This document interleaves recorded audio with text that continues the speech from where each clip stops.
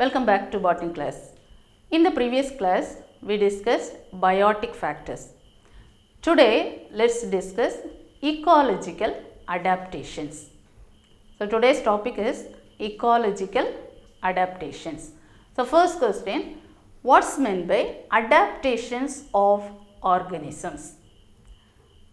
It means the modifications of the structure of an organism to survive successfully with this environment is called as adaptations of organisms.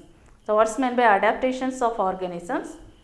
The modifications of structure of the organisms to survive successfully with its environment.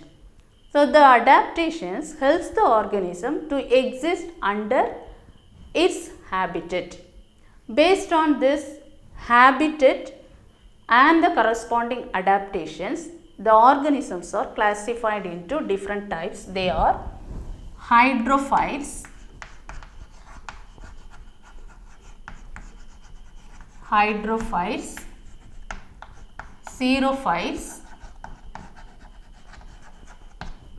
mesophytes, and halophytes.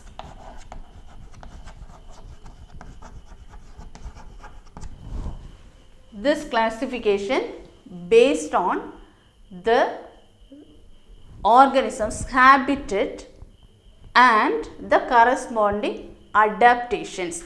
The habitat and the corresponding adaptations, these organisms are classified into 4 different categories. They are hydrophytes, xerophytes, mesophytes, and halophytes. So, today we are going to discuss about these two, hydrophytes as well as xerophytes. What are hydrophytes? You all know the hydrophytes plants. Here there are some hydrophytes.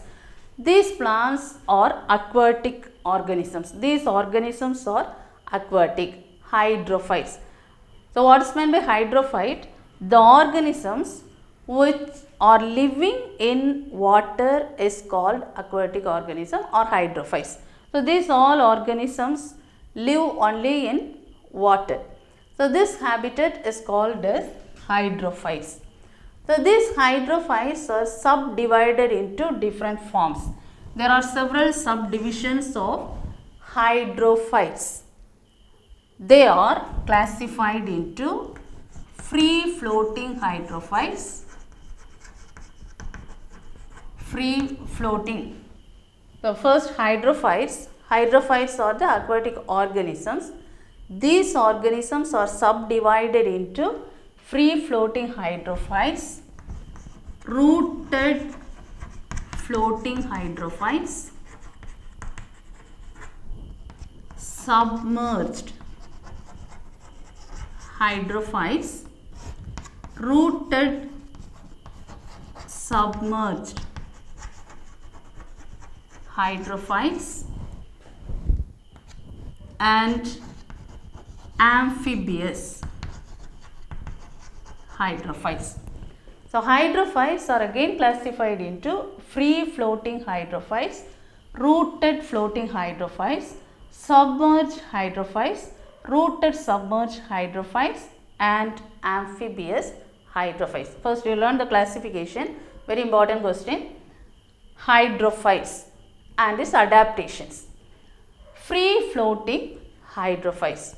When you look at into the ecosystem, aquatic ecosystem, so here you can see a small aquatic ecosystem in the form of aquarium. Here there are different types of hydrophytes. They are free floating hydrophytes, rooted floating hydrophytes, submerged hydrophyte, rooted submerged, as well as amphibious hydrophytes. These free floating hydrophytes are the organisms which can freely float on the surface of the water. Here you can find several species. This is one of the free floating hydrophyte, Eichhornia and Pistia. Eichhornia and Pistia are the free floating hydrophytes. This is Eichhornia and this is Pistia. free floating hydrophytes. So these floating hydrophytes completely float on the surface of water. So this organism, these two organisms, is completely floats on the surface of water without attachment of the soil. In the pond ecosystem or in the freshwater ecosystem, in the pond or pools, in the basal part there is a soil or mud. But these free floating organisms do not have any attachment with the mud. So these are based on its retained in between the air and the water. So air, water as well as soil. These organisms, free floating organisms, do not have any connection with the soil or mud. So they have the association with this air and the water. It's not contact with the mud. They are called free floating hydrophytes. Example, Eichhornia,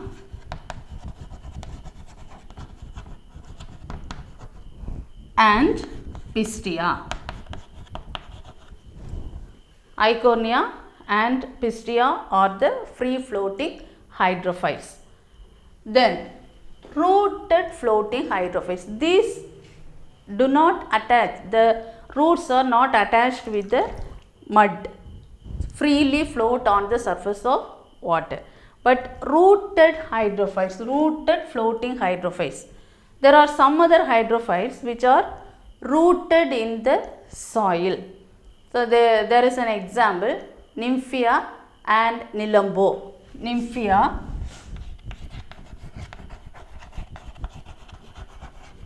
and Nilambo, that is lotus and water lily.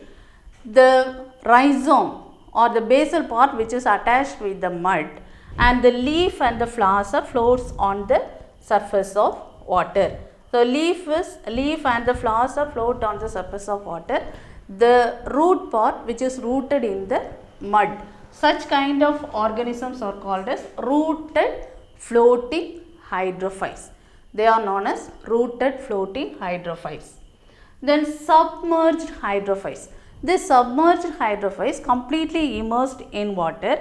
There is no contact with the air. So it is immersed in the water, submerged hydrophytes. This submerged, example, Utricularia. Here one species is there, Utricularia. Utricularia. This organism is Utricularia. This is Utricularia.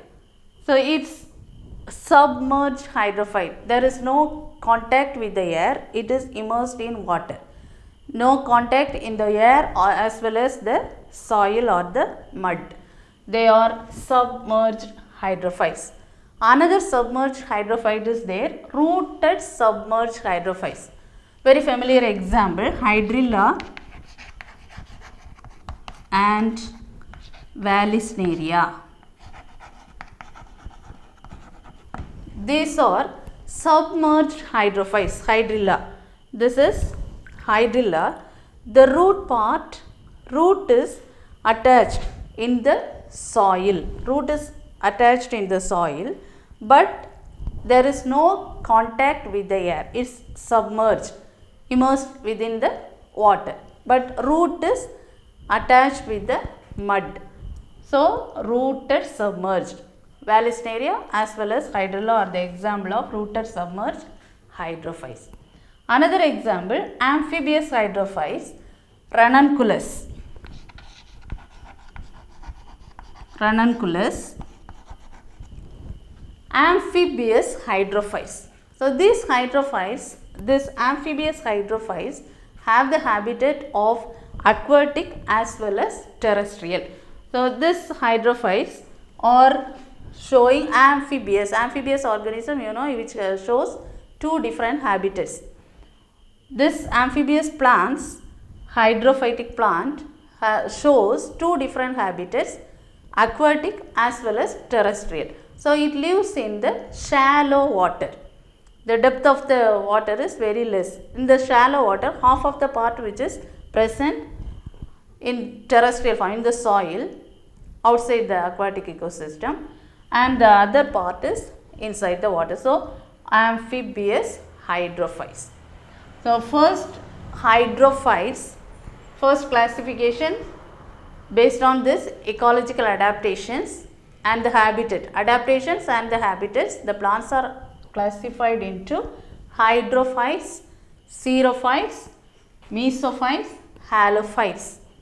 Hydrophytes are the organisms which are living in water.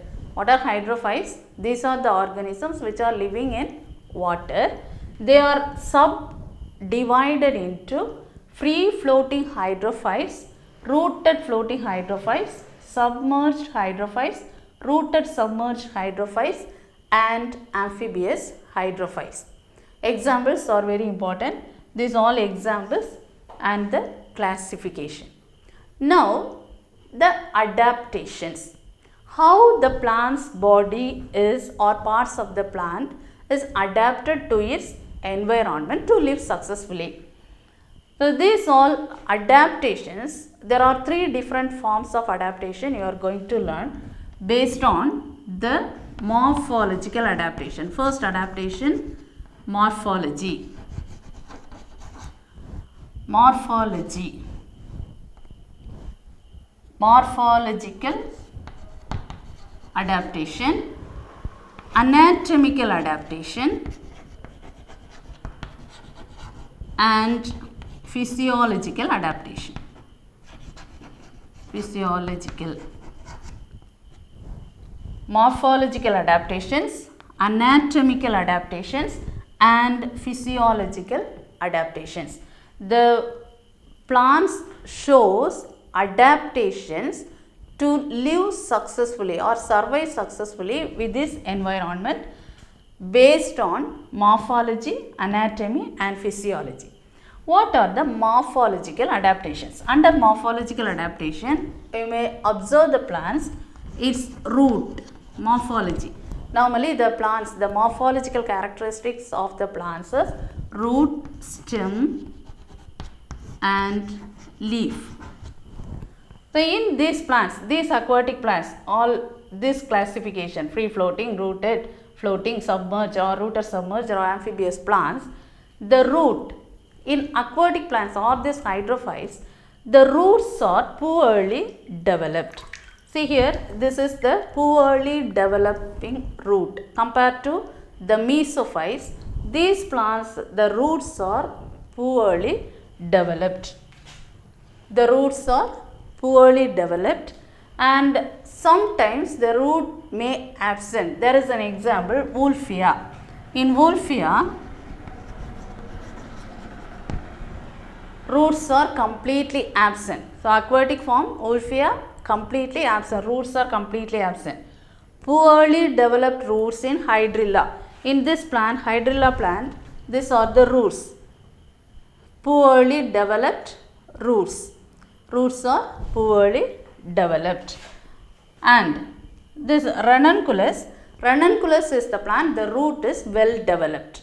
So, when you write about the root morphological characters, the root completely absent in this Wolffia and poorly developed in Hydrilla, submerged hydrophyte, rooted submerged hydrophyte, and well developed in Ranunculus.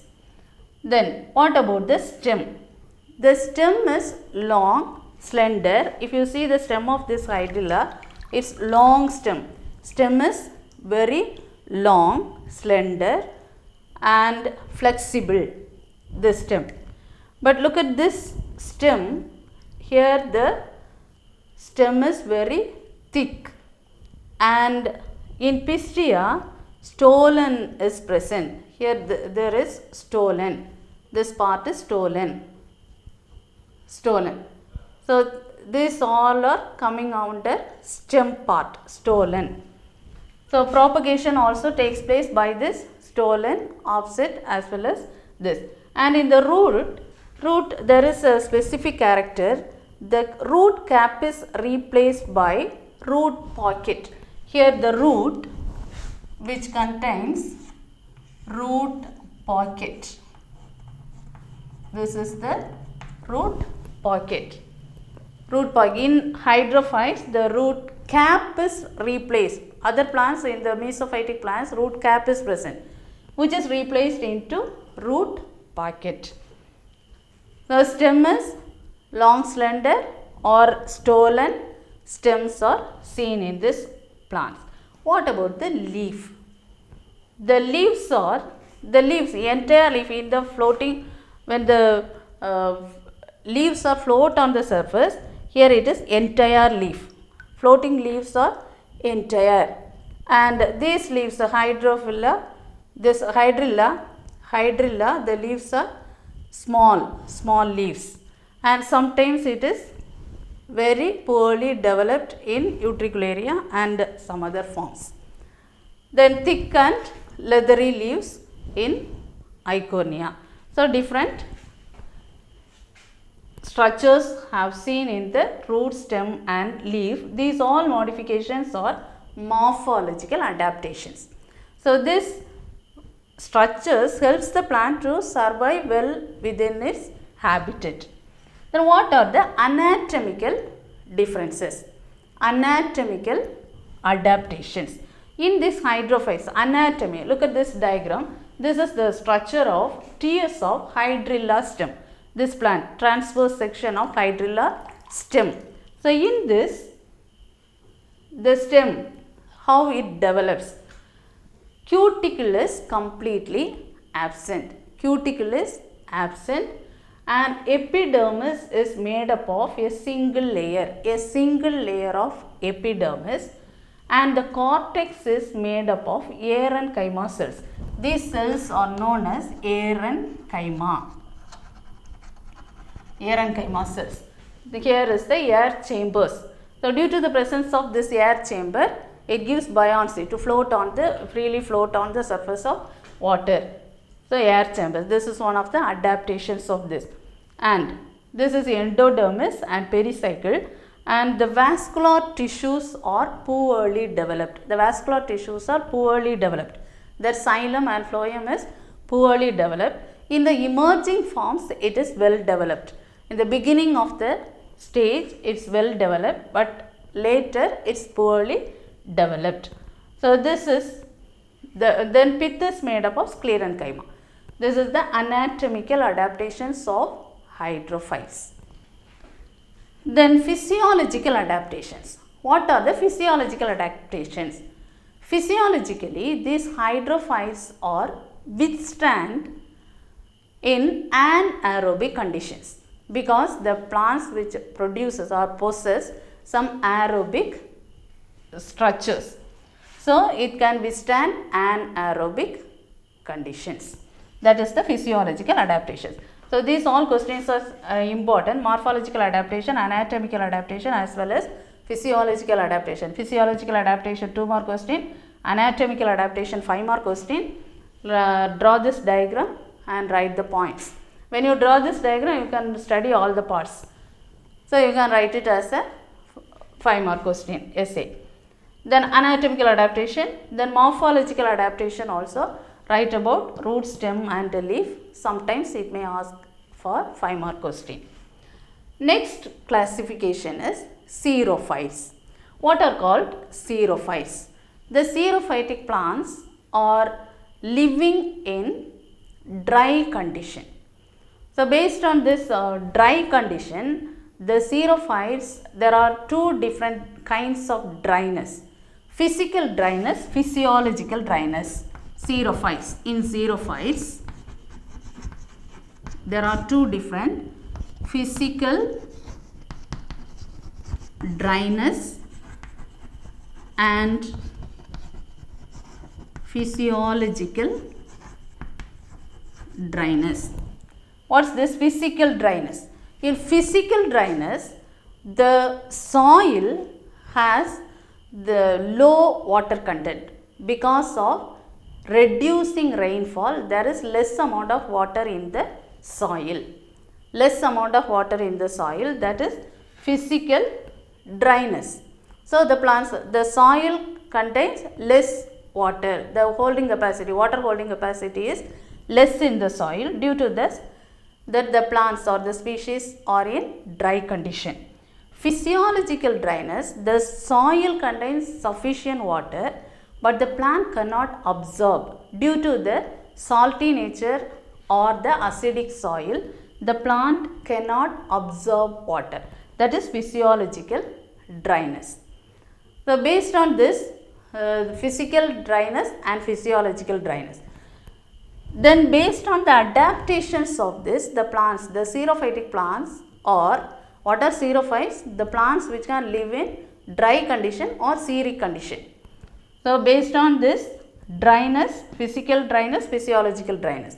Now, what are the adaptations? Based on the adaptations, it is again classified into ephemerals, ephemeral, succulents and non-succulent. Three different categories: ephemeral, succulent and non-succulent. These ephemeral plants, example tribulus. These are short living plants. The lifespan of these plants are very short and it is not a true xerophytic plants. Succulent plants, example Opuntia and aloe. Opuntia, aloe are the examples of succulent. So, these plants store water in its parts. This is the example aloe, succulent xerophyte. So, in its part, the part in this leaf part, it stores water. So, that is succulent. That is succulent xerophyte, Opuntia as well as aloe. The non-succulent.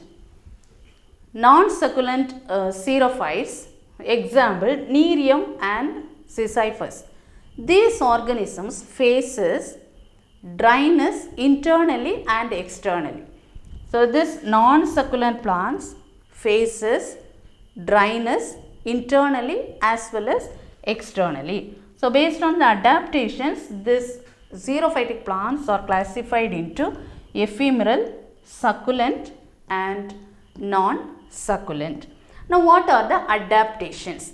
The adaptations, you can write about morphological adaptation, anatomical adaptation as well as physiological adaptations. What are the morphological adaptations? What about the root? Under morphology, we can write about root, stem as well as leaf.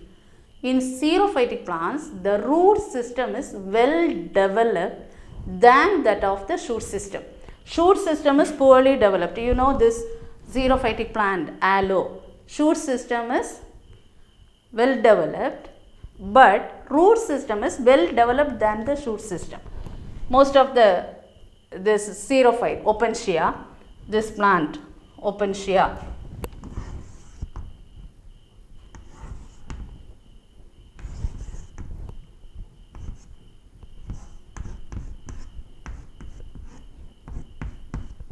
Opuntia. The root system is well developed. It goes very deep into the soil in search of water. So, compared to this shoot system, the root system is well developed and root cap is present, well developed. Root cap is also well developed. And the stems, the succulent plants which are modified. The stem portion which shows modifications of stem. There are different modifications. They are phylloclade,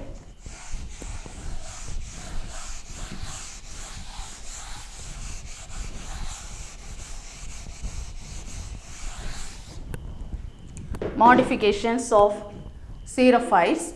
They are phylloclade.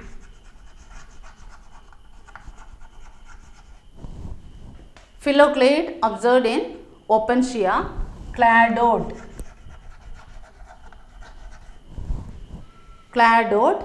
and phyllodes in Acacia. Phylloclade, Opuntia, cladode, asparagus. So, asparagus, the modification is cladode.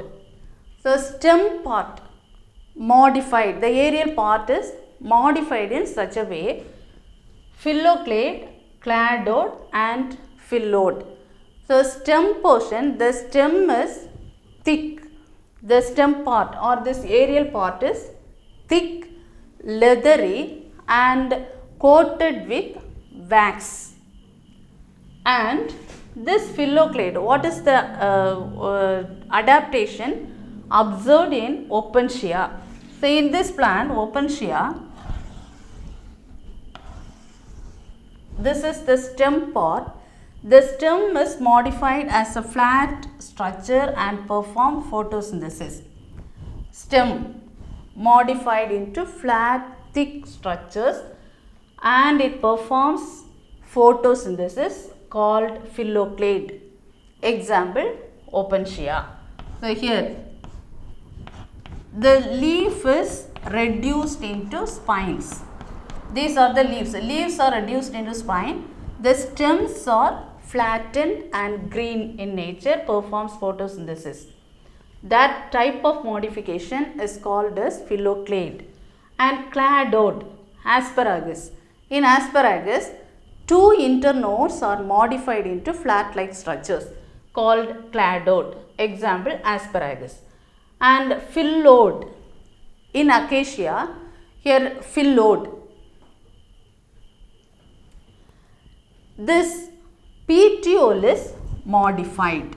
Here the petiole is modified into flat leaf-like structure and the leaves are reduced. This is the natural leaf.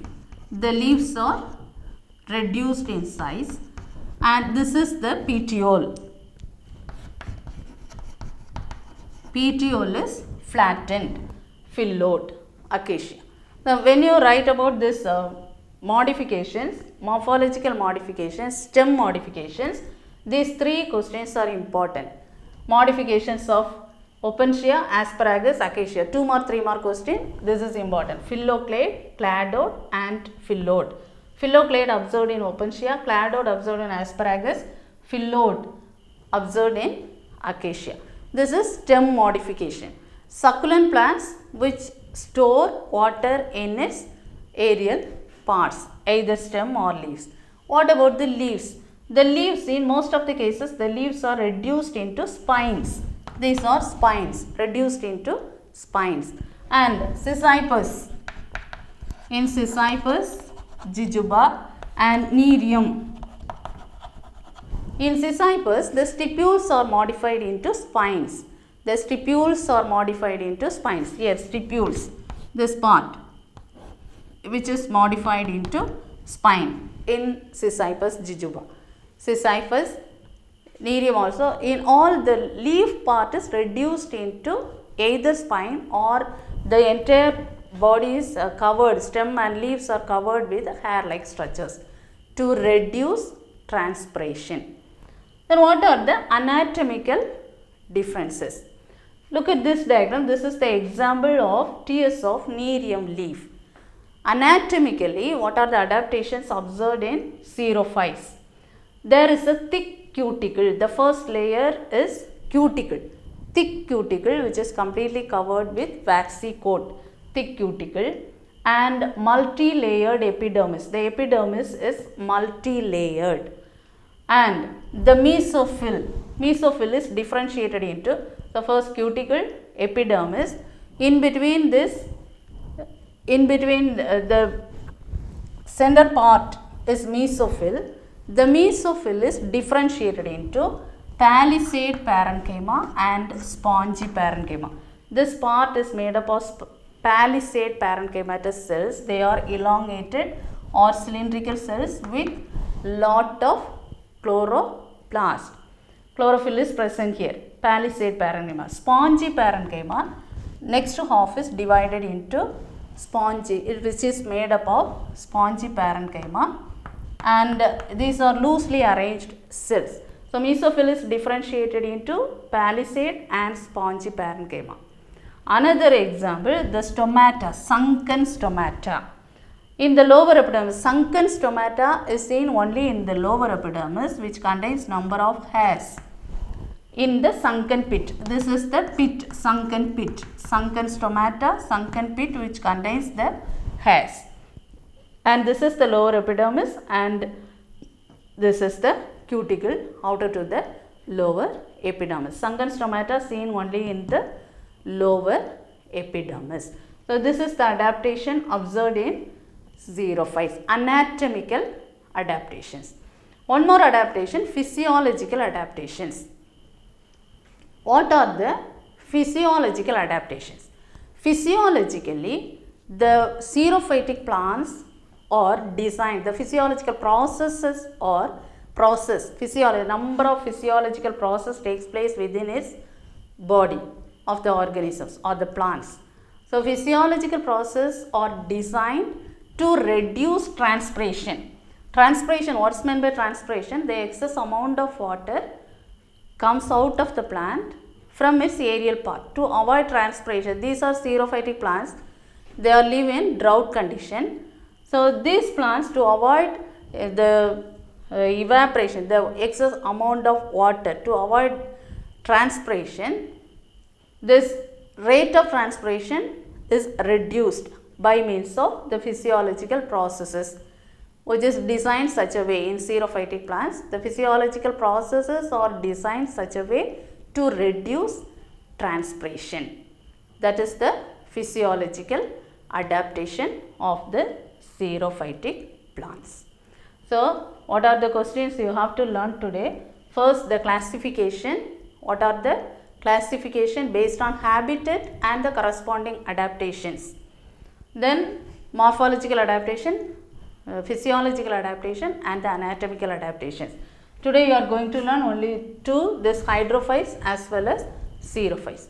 In the next class, let's continue mesophytes and so on. So draw these two diagrams neatly in the class note and label all the parts and learn all the questions. Prepare 2 mark, 3 mark and 5 mark question wise. Thank you.